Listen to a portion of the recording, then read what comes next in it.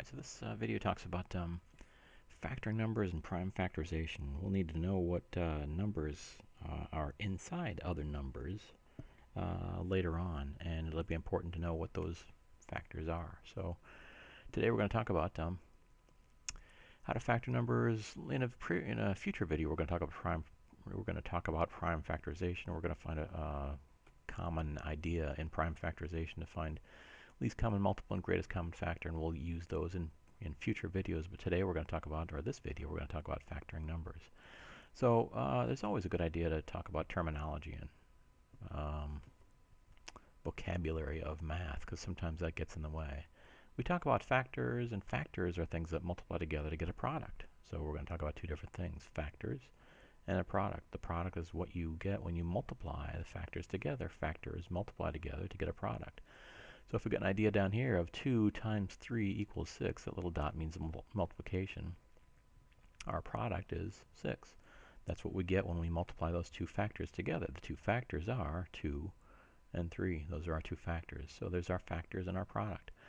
Remember, the factor is something that divides the product with no remainder. So 6 divided by 2 gives me 3. 6 divided by 3 gives me 2. No remainder when you divide each of these factors into the product, or divide the product by each of these factors. Different way to say it. So to find the factors of a product, we can divide the product by 1. 1's not going to help us a lot because we get the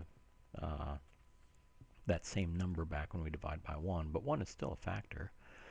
Divide by 2, divide by 3, divide by 4, etc. So we can just kind of logically go through and find out using smallest to largest factors. And if those factors 1 and 2 and 3 go into that, divide into the product evenly, then we've got a factor. Then that would be a factor.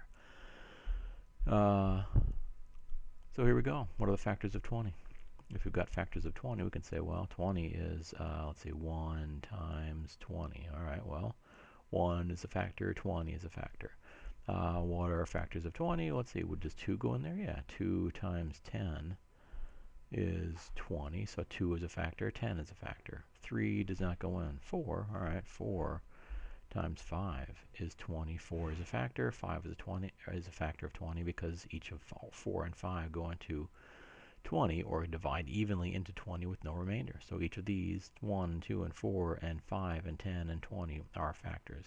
If we go to the next one, it'd be 5 times 4, if we're being logical. 5 times 4, well, that's the same as that one, so we just throw that one away. Oops, sorry, extend my page. Throw that 5 by 4 away because it's the same as 4 by 5, and all these then are our factors. So those are factors of 20. But now we can talk about factoring rules, because that kind of helps us get an idea about how to start factoring. What goes into a product. Couple rules come to mind. 2 is a factor of a number, so you can talk about 2. 2 is a factor of a number if the last digit is 0, 2, 4, 6, or 8. If the number is even, the product is even, then 2 is a factor because it will divide into that product evenly.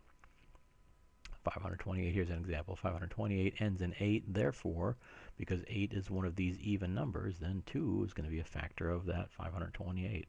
And if we factor out that 2, we can get a smaller number, 264, and that's easier to play with. And we keep whittling down that big number, and by using some of these rules to get smaller and smaller numbers. Another idea is 3 is a factor of a product if the sum of the digits of the number, the product, is divisible by 3. So here's an example, 378. Well, let's see, it's divisible by 2, so you can make it smaller by dividing by 2 because 8 is even. But you could also say, well, let's see, 3 plus 7 plus 8 is 10 is 18. Add up all those digits and you get 18. 18 is divisible by 3, so therefore this whole product, 378, is divisible by 3, and therefore 3 is a factor of 378 because all these digits add up to 18. 18 is divisible by 3, so therefore there's another rule that we can use. Another one to kind of make it easier to make things smaller, big products smaller, is that 5 is a factor of a number if the last digit of the number is 0 or 5. because 5 times 1 is 5, 5 times 2 is 10, 5 times 3 is 15, 20, 25, 30. Every one of those products is or has a 0 or a 5 in the last digit. So therefore, any number that ends in 5 or 0 is going to be divisible by 5. So we could say 495 not divisible by 2, maybe divisible by 3. This would be divisible by 3 as well. 4 plus 5 is 9, plus 9 is 18. Divisible by 3, but it's also divisible by 5. Whatever comes out first makes things easier. So 99, 495 divided by 5 is 99.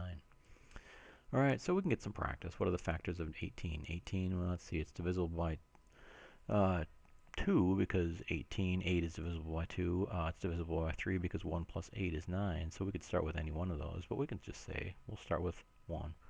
1 times 18, yep, sure enough, 2 times 9. 3 does go into it. 3 times 6 gives us 18. 4 does not go in. 5 does not go in. And we're up to 6 already, so we're done. There's all of our factors. Factors of 24, well, let's see, it's divisible by 2 because 4 is divisible by 2. It's divisible by 3 because 2 plus 4 is 6. And 6 is divisible by 3. It's not divisible by 5 because 4 is not divisible by 5. So we can start with that idea of 1 times 24, we're just listing factors. 2 does go into it. We decided that 2 goes into it because 4 is even. 2 times 12. 3 times 8. 3 does go into it because 2 plus 4 is 6. 4 does go into it. 4 times 6. 5 does not. 6 we're already repeating over here, so we're done. There's our factors. Factors of 11, well, let's see. It's 1 times 11. Does 2 go into it? No, 1 is not even.